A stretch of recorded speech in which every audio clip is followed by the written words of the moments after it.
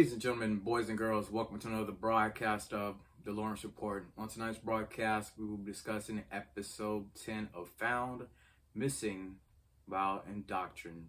Now, we really should have called this episode Agitated, to be honest with you, because I feel like everybody on this show, this episode in particular, was just agitated with how things was going, with the current case with Tony, with their current situations that they're dealing with, the current demons that they're facing. But that's just my take on it. So, also, want to say I apologize for getting out this video right here so late. I know episode 11 just came out. Your boy been sick, so life has been lifing. Had a very, very bad flu, but I'm back giving y'all this found content and also all the other content that's on my channel as well. So, episode 10, we see Gabby rushing to the hospital because, now Tony has come out of the coma.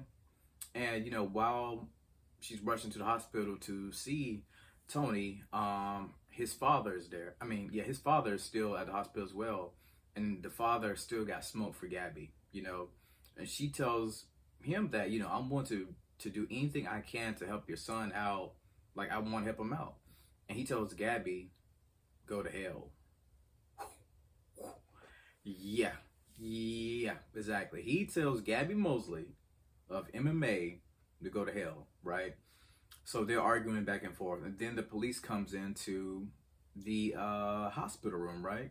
So the dad thinks that the police are getting ready to arrest Gabby and Lacey because he felt like they was trespassing against his wishes. But instead, they're actually getting ready to arrest Tony because Tony was caught up in this whole trafficking ring, right? And if you remember, it was Tony that got little Matthew caught up in the trafficking ring back in the previous earlier episode. So at the same time, the team is dealing with losing their PI license, right?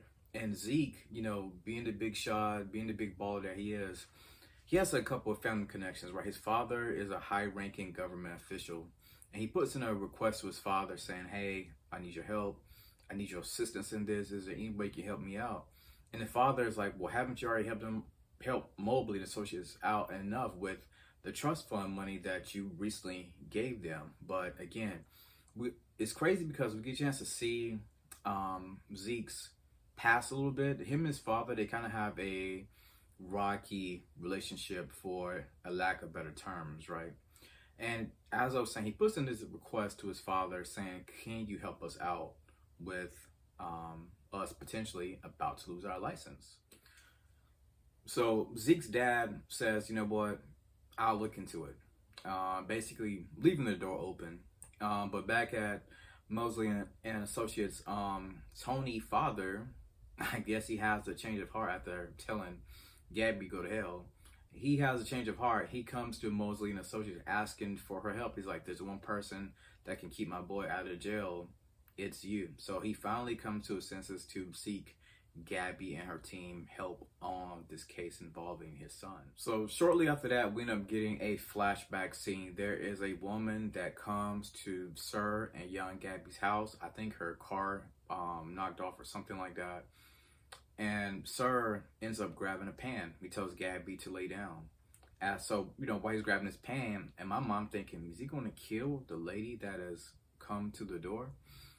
We find out later in this episode why this young lady is extremely important to this episode and the next episode as well. So then we fast forward back to now Tony finally arriving to Mosley and Associates with his father. And of course, he's placing the blame on everybody. He's blaming his father for divorcing his mother. He's blaming Gabby for getting shot and being in coma for an extremely long time. And he actually finesses everybody. He says, he stands up and he's like, well, I need some time to breathe. I just need to get away for a minute. And he ends up basically escaping.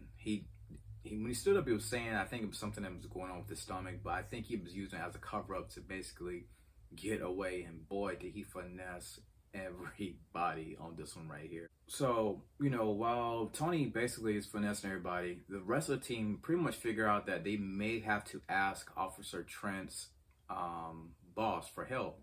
So Gabby and Trent, they end up going to Mallory, right? And, they end up working together, but they need basically Mallory to cool down. He has turned the pressure up with the media attention with the negative media attention that he's been given Mosley and Associates, and he also mentions that Trent, he's more than welcome to have his job back, but he basically can't get reinstated. But Trent did not tell Gabby that, and Mosley, he didn't tell Gabby that.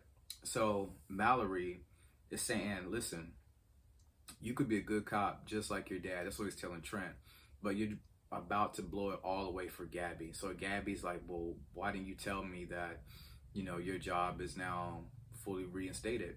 And Trent tries to blow it off because he's like, I really don't want to talk about this right now. So basically, Trent, I feel like, is in a crossfire trying to figure out, do I stay with Gabby's side or do I go back to being Officer Trent? So that is still in limbo. I think we'll see him officially get his license back, I believe, in season 2 of Found. So like always, Gabby ends up eventually turning to Sir for help, and he's trying to figure out, why are you so hell-bent on helping Tony? Like, what's the redemption arc that you're trying to give him? And Sir's like, where is my redemption at the end of the day as well? And Gabby's like, you don't deserve that. You're not worthy of that type of redemption that I'm trying to give Tony. And we get that flashback. Remember the girl that I told you about that, came over because her car knocked off? Well, we actually reveal who the girl is. And the girl's wearing a red ribbon in her hair. And she tells Gabby, like, do you need help? I'm going to find some people to get you out of this situation, but my cell phone is dead. And unfortunately, she doesn't exactly get the help that is needed to rescue young Gabby. Now, I didn't really expect this right here, but Matthew's mom, she arrives at the precinct. Matthew and Tony's mother, they both of the mothers actually arrived to the precinct.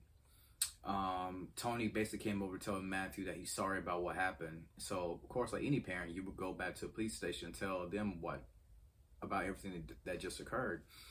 And Tony's mother, she's at the precinct as well, but for some reason she doesn't want her son Tony to be around his younger siblings. I'm assuming because he's it's like a bad influence or whatever. And Lacey's talking with Matthew's mom, and Matthew's mom realizes that there's somebody else at this precinct, right? And so Matthew's mom and Tony's mom, they end up coming together, and the healing process begins for both of the parents, right? And as I said, almost seems to be the key word here. So Tony ends up calling his mother, and Gabby, her goal is to give Tony's mother the right words to say. So she starts writing these words down on pen and paper. And then all of a sudden, everything's going good. Everything's going good. Then the mother completely blows everything open. She ends up saying about this information about Mosley and Associates, and that you should do this, you should do that. And then Tony realizes that he's being played like a fiddle, that this whole thing could possibly be recorded, for an example. And the mom completely blows the case open, and Gabby is highly upset. She even slams her hands on the table because she's frustrated, because it's like, we almost had Matthew, but the mother panicked and just blew everything up in the worst way possible.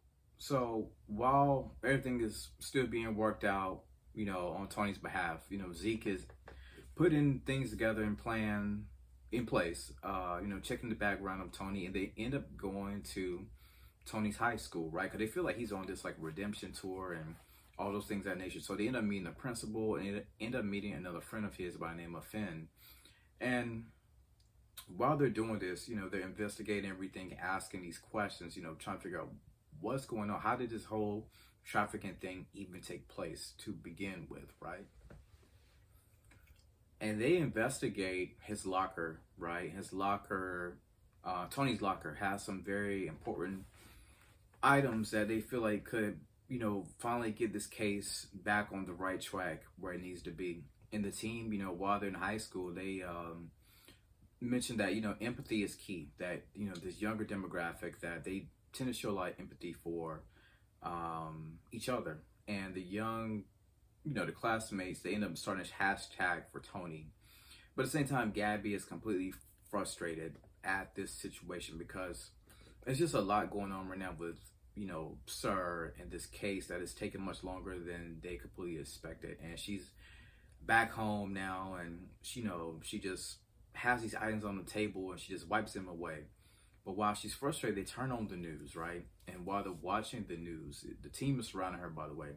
They're watching the news, and the news is showing all these other people that she has helped out throughout her time as being the head person of MMA, right? It goes from Jenny, who I think was like in episodes 1 through 5. I can't remember which one.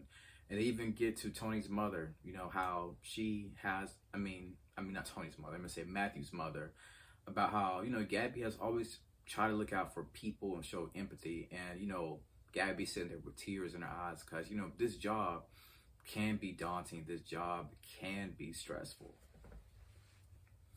So later we see that Officer Trent, he's working, the case the best way he can. And they end up doing some deep digging, and they come to find out that the principal has been linked to some sex trafficking issues back at her old school back in the day. And then that's when the team realizes that, hey, the person behind this current traffic ring is without a doubt the principal. So they go to the principal of the high school, and she confesses basically, and she is the villain of this episode. As for Tony, he unfortunately has gone completely rogue. He is about to shoot some of the kids that are in his age group, including Finn, right? And Gabby and the team to come rescue him to let him know that this is over. The case is basically clear, right? This is going to come to an end once and for all. Everything's good to go. And Gabby's able to talk him out of shooting these other teenagers, and they take away the gun, and Tony is returned back home to his family, and of course, like always, not always, but usually they end up saying welcome home. So Tony is now back reinstated with his family. Also, as far as the license is taken care of. Zeke's dad looked out for the team, so shout out to Zeke's dad. He came through in the clutch when he was needed the most. And towards the end of this episode, we find out that Sir was actually Gabby's teacher. Not only the girl with the red ribbon, who is named Stephanie, he also taught her as well. So the mystery of Sir gets more complicated each and every episode of Found. We only have 3 episodes left for season 1. I know they're about to go on a break soon, so just when you thought it could not get more crazier, it continues to get crazier each and every episode. If you're watching Found, please comment below. I would love to hear your thoughts. And as always, thank you for tuning in to The Lawrence Report.